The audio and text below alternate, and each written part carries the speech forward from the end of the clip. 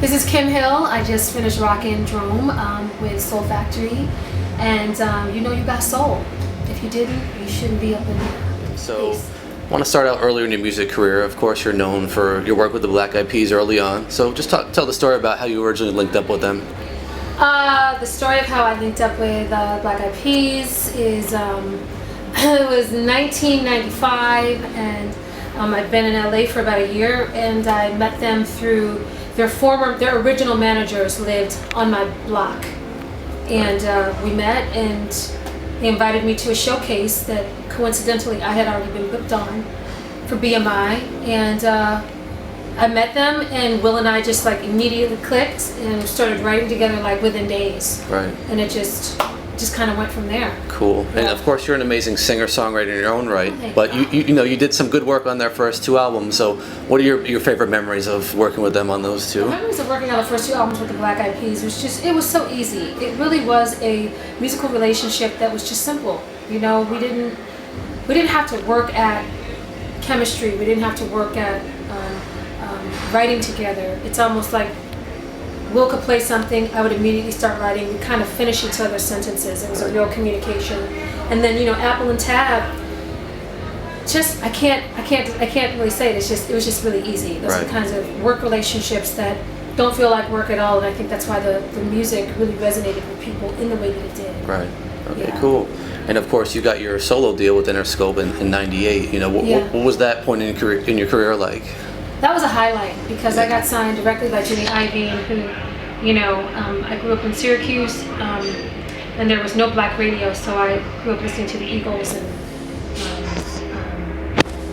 Stevie Nicks and the Cars, and you know, when I found out that Jimmy Iovine signed the Cars and Stevie Nicks, you know, in the beginning of his career, and this was the same man that was interested in what I was doing, I was blown away. I mean, aside from at that point once he started Interscope, it was Dr. Dre. And so, I mean, it was a highlight. It was a real career highlight. Cool. For me. And I know, unfortunately, things didn't work out with the label, but you know, you went on to release your debut anyway. You know, in a different situation. Yeah, I kind of stole back my masters. They didn't care. I mean, when they drop you, it's like 9 times out of 10 they don't really.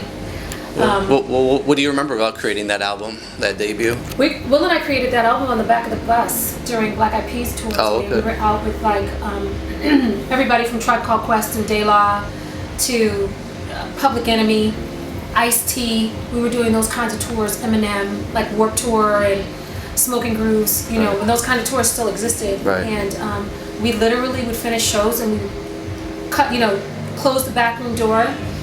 You know, buses are kind of in 3 compartments. There's the back room, then there's the middle section with all the bunks, and then there's the front room, like the TVs. And usually the back room is like where everybody smokes. Well, I was a non-smoker, so we'd have to like literally check out studio time to go back there and work. But he had an MPC, and we literally just did the whole album on the road. Wow, very cool. Yeah. And you know, after that, you went on to release a couple more albums, but you know, you've also been touring as a DJ around the world. You know, what's that whole experience been like?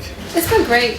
It's great to, you know, I call myself a personality that plays records. Right. I mean, when I, you know, from DJ Jazzy Jeff to DJ Dummy, I mean, these are real, proper premier. These are real DJs that I admire so much. So I really do feel like I'm a personality that plays records. I can have a great selection.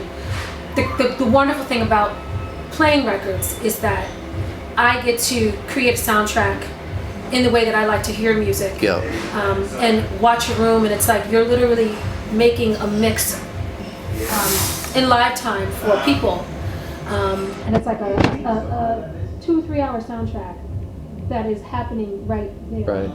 And I don't have to worry about my voice. I don't have to worry about if I got enough sleep. I don't have to gargle. I don't have to, you know, it's great. There's no pressure, and I can bring my personality, like, you know, as a host to the mic.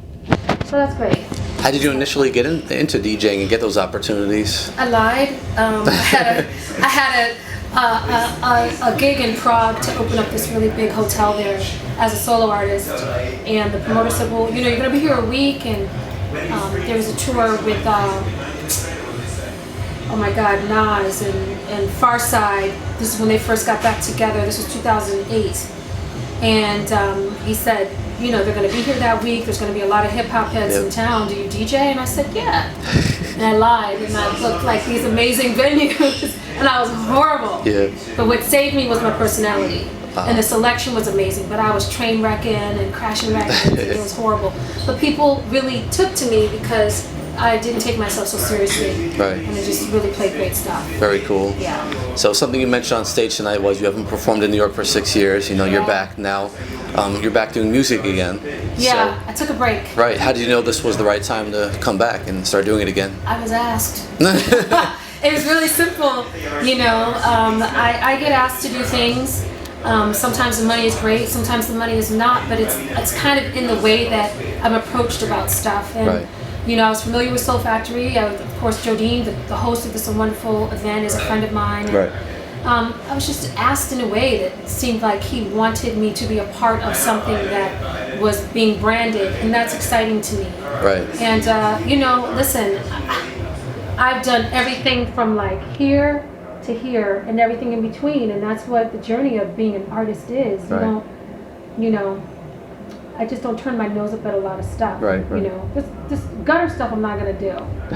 I'll watch it on television all day, but you know, it was in the way that I was asked. Right. And you know, it's always important to share your music, and you know, I'm putting new songs out there. So I don't know. I was asked in a way that felt good, like Very I was wanted, Right. and that's really, it's a good feeling. For sure. But you get a lot of no's in my business. Yeah. In our business, you get a lot of Right. no's. So you get a yes or someone going, I want you just the way you are. You're like, all right, what time do I show up? Very You know, cool. so- Very cool. Yeah. So also talk about some of this new music you've got coming and you're working on now. The new music's incredible. DJ Dummy has done a lot of it. I produce as well. I write a lot of my stuff. I write all my lyrics, but the making of music I usually kind of compose on guitar and then like let the producers and the musicians really put it together. But you know, I'm a storyteller who happens to sing, and I love telling stories. I love engaging with people. I share a lot of who I am in my work, and when I'm not ready to talk, I usually kind of disappear until I can really be authentic in what I present. People need to be able to know the truth, and until I can tell the truth in a way that is enlightening and encouraging, then I usually kind of sit still. Yeah. Yeah. Well, that makes a lot of Because sense. I've done that before, where you're not ready, and you know, I used to do the song "The Real Hip Hop" when I left the Black Eyed Peas, and it was absolutely my truth, but it was abrasive, Right. and it needed to be told. But perhaps I needed to release some of my anxiety and my pain and my anger, Yeah. because the message came off so bitter, but it really was just my heart. So I've learned to just like you really shouldn't have an argument, Right. until you can kind of calm down a little bit. So I try to be in a good space before I really present the work, so it is received in a way that is easy on the palate of the listener. That makes a lot of sense. Yeah. Cool, cool. So that's all we have for you. Anything you would like to add on? I just appreciate the time, and you know, I just appreciate it. I appreciate being in a space to be heard and recognized, and to still be asked to put my work up. It's humbling. Yeah. So thank you.